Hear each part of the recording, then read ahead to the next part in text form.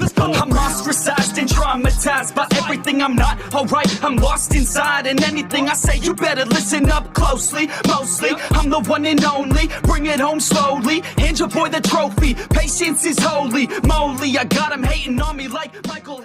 Yo, konnichiwa. Di video kali ini Mimin bakal ngebahas lanjutan dari alur sampingan Tensura. Tapi sebelum lanjut ke videonya, buat kalian semua yang baru bergabung atau baru mampir ke channel ini, bantu channel ini dengan cara klik tombol like, tombol subscribe, juga nyalain loncengnya agar kedepannya video-video di sini juga semakin membaik lagi. Dan kalau ada salah dalam penyampaiannya, mohon dimaafin. Yaudah, nggak usah lama-lama, kita langsung aja yuk gas ke videonya.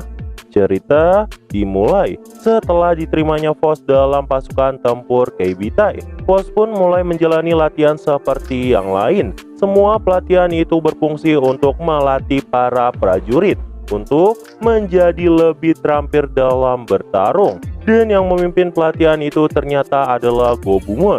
Gobumon pun saat itu langsung memberikan arahan pada semuanya bahwa Tuan Rimuru akan segera berangkat ke Duargon dan pasukan penunggang goblin yang akan bertanggung jawab untuk mengawal dirinya. Sedangkan pasukan Keibitai akan melanjutkan keamanan di sekitar kota seperti biasanya. Mereka juga akan mengawal Tuan Rimuru dan berjaga-jaga di pusat kota yang sangat ramai agar nggak ada gangguan yang akan terjadi saat itu. Mendengar perkataan dari Gobumon, Vos dan pasukan yang lain pun langsung mematuhi perintahnya. Singkat cerita, sampailah mereka di kota utama. Diketahui, di kota utama, kota itu dibagi menjadi beberapa distrik. Ada distrik perumahan, ada distrik perdagangan, ada distrik industri, dan ada distrik tamu. Bahkan rencananya di masa depan distrik itu juga akan ditambah. Vos yang mendengar hal itu pun berkata di dalam hati, rencana pengembangan. Kurasa harus ada lebih banyak toko makanan. Melihat Vos yang sepertinya memikirkan hal yang aneh-aneh, Gobumon pun langsung bertanya, apakah Vos sudah mengerti semuanya? Vos pun langsung menjawab pertanyaan dari Gobumon kalau dia udah mengerti. Tapi Gobumon yang tahu kalau Vos belum mengerti pun berkata, fokuslah pada misimu. Aku pernah mendengar kau itu orang yang asal. Namun tiba-tiba mereka melihat seseorang yang sangat mencurigakan. Gobumon dan Vos pun saat itu langsung mendekat ke arahnya sambil bertanya apa yang sedang orang itu lakukan. Namun orang yang dimaksud mereka ternyata hanyalah seorang bocil. Bocil itu pun saat itu langsung nangis di sana. Melihat itu, Vos pun langsung berusaha menenangkan dirinya. Dan setelah itu, anak itu pun mulai bercerita. Hari ini, dia tuh berencana memberikan boneka buatannya untuk Tuan Rimuru. Tapi sayangnya, boneka itu nggak sengaja hilang darinya. Padahal dia saat itu udah mencari kemana-mana, tapi tetap nggak ketemu. Mendengar itu, Vos pun langsung berkata, serahkan saja semuanya padaku. Namun mendengar kata-kata dari Vos, Gobumon pun langsung bilang sama Vos, jangan mengatakan sesuatu yang nggak mungkin bisa didapatkan. Tugas kita adalah menjaga kota agar tetap aman. Mencari hal lain itu di luar tugas kita. Mendengar itu, Vos pun langsung berkata, aku mengerti perasaan dari bocil ini. Dan karena itulah aku jadi ingin membantunya. Lagian, ini nggak akan memakan banyak waktu di sini. Karena menemukan sesuatu adalah keahlian dariku. Vos pun saat itu langsung mencari boneka yang dimaksudkan oleh bocil itu ke sudut-sudut tempat itu. Dan benar aja, dalam sekejap Vos pun langsung menemukan bonekanya. Bocil itu pun kesenangan melihat bonekanya ketemu. Dia pun berkata, kakak sungguh sangat luar biasa. Gobumon pun saat itu juga kaget banget karena Vos bisa menemukan benda itu dengan sangat cepat. Dan setelah itu, Vos pun langsung minta anak itu segera memberikannya. Tapi sayangnya, tempat itu ternyata sangat ramai. Dan terlihatlah banyak masyarakat yang punya antusias melihat Rimuru. Bocah itu pun berencana untuk menyerah. Namun tiba-tiba Vos berkata terlalu cepat untuk menyerah. Vos pun saat itu langsung menggendong anak itu dan melompat ke atap rumah. saat sedang mencari lokasi dari Tuan Rimuru. Tiba-tiba dari belakang Fox muncullah serangan. Fox pun langsung terikat oleh benang baja yang ternyata merupakan serangan dari si Zoe. Fox yang melihat kehadiran Zoe pun sangat terkejut. Fox pun akhirnya menyadari dia telah melakukan sesuatu yang sangat mencurigakan. Bahkan gerak-geriknya seperti sedang ingin membunuh. Fox pun saat itu berkata, "Maafkan diriku, aku nggak keberatan akan dihukum. Namaku adalah Fox. Aku adalah pasukan Keibitai. Hari ini, gadis ini punya sesuatu untuk Tuan Rimuru. Ku mohon izinkan dia untuk memberikan benda itu." Mendengar itu, Zoe pun langsung turun dan mendekat ke arahnya. Zoe pun saat itu langsung menggenggam muka Fox dengan tangan kanannya. Fox yang mengira dirinya akan mati itu pun berkata dalam hati, "Maafkan aku Tuan Carrion, aku gagal dalam misi." Namun tiba-tiba Fox malah berteleport ke depan pasukan Rimuru.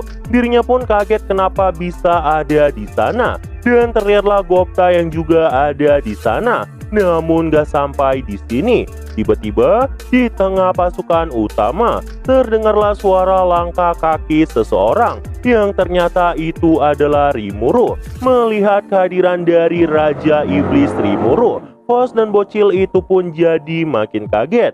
Dan di sini Fox mulai berkata di dalam hati, "Kenapa hal ini bisa terjadi? Kenapa semua ini jadi seperti ini? Apakah orang yang akan menghukumku adalah Tuan Rimuru sendiri?" Namun tiba-tiba Rimuru yang mendekati mereka itu pun langsung bertanya, "Jadi apa yang ingin kau berikan padaku?" Fox yang melihat itu pun jadi makin kaget. Dia pun mulai mengira Tuan Rimuru bisa membaca pikiran. Dan gak lama, bocil gemas itu pun langsung memberikan boneka bikinannya sambil berkata, "Aku berharap Tuan Rimuru selamat dalam perjalanan." Melihat itu, Rimuru pun tersenyum sangat bahagia. Rimuru berkata, "Terima kasih, aku akan menjaga ini dengan sangat baik." Dan setelah Rimuru tahu kalau Fox adalah pasukan Keibitai, Rimuru pun langsung melirik ke arahnya. Fox yang melihat itu pun jadi makin ketakutan. Namun ternyata Rimuru malah tersenyum dan berkata, "Kerja bagus, teruslah bekerja dengan rajin."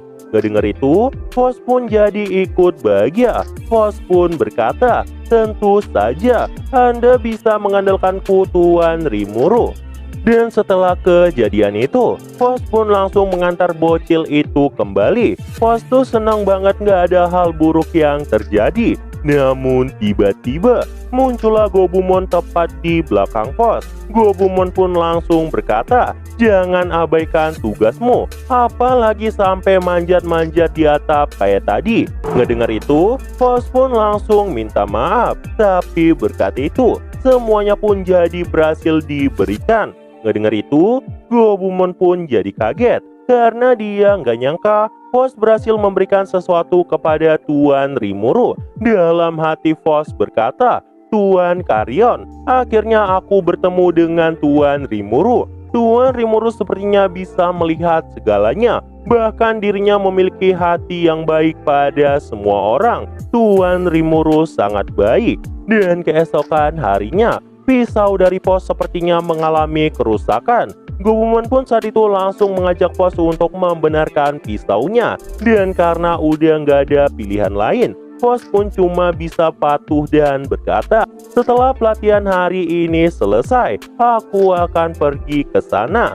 Tapi Gobumon memintanya sekarang. Bahkan Gobumon akan menemani Fox ke sana. Dan singkat cerita, sampailah mereka di bengkel Kurobe.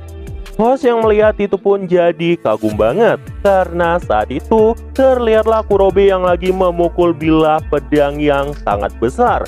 Gobumon pun langsung mengenalkan Kurobe pada sosok Fox. Dan setelah itu, dirinya pun memberikan pisau yang rusak itu kepada Kurobe. Setelah disangsing-sangsing sebentar, pisau yang rusak itu pun langsung sembuh dalam sekejap. Fox pun langsung ngucapin makasih sama Kurobe. Saat mereka tuh lagi berbincang-bincang, tiba-tiba muncullah seorang wanita yang berkata, "Permisi, aku adalah penyembah naga yang bernama Stella. Aku pernah mendengar bahwa Nona Milim pernah ke sini." Mendengar itu, Fos pun kaget karena dia tahu Milim adalah raja iblis tertua sebelum Carrion dan termasuk raja iblis yang paling ditakuti. Mendengar pertanyaan dari Stella, Kurobe pun berkata, dia memang pernah ke sini karena kami lagi merancang senjata baru untuknya.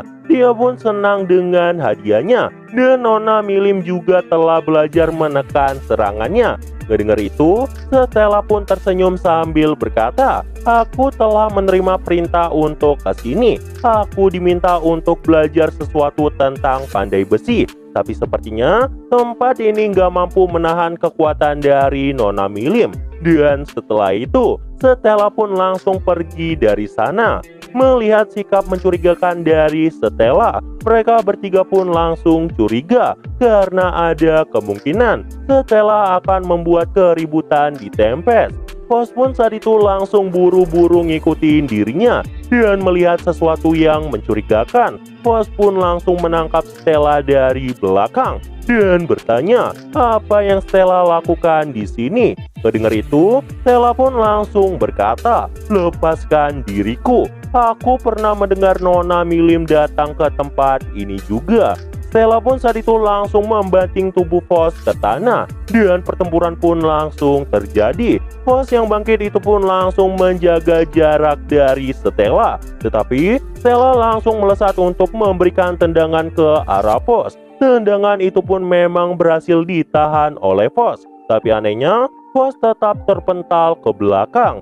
Dan setelah mereka berbicara sesuatu tentang tempat makan Milim, mereka pun mulai jadi semakin akrab. Itu karena Fos nggak boleh menyebabkan keributan. Dan untuk mengatasi Stella, Fos pun memilih untuk membantunya berkeliling. Namun saat mereka sampai di sebuah toko, tiba-tiba terlihat seseorang di atas tempat itu. Fos pun langsung mendekatinya dan bertanya, apakah ada masalah? Orang itu ternyata bernama Nemo dan dia ternyata juga lagi kelaparan. Mereka pun saat itu langsung memasuki tempat itu dan mengajak Nemo untuk makan di sana. Nemo pun langsung ngucapin makasih karena udah diselamatkan. Dan di sini sesi makan 3 ciwi-ciwi pun terjadi. Namun setelah itu, mereka pun mendapat tagihan yang sangat banyak. Dan orang yang harus membayar semuanya adalah Fos. Fos pun jadi menangis. Dalam hati Fos berkata, Tuan Carrion, bawahan Nona Milim juga ada di sini. Nah jadi itu aja untuk pembahasan kali ini. Dan tunggu video-video gue selanjutnya dan see you! I said you better watch what you're doing, 'cause I ain't gonna stop when I'm moving. I'm headed to the top, I'ma do it. I'm headed to the top, I'ma prove it. And baby girl, I like what you do.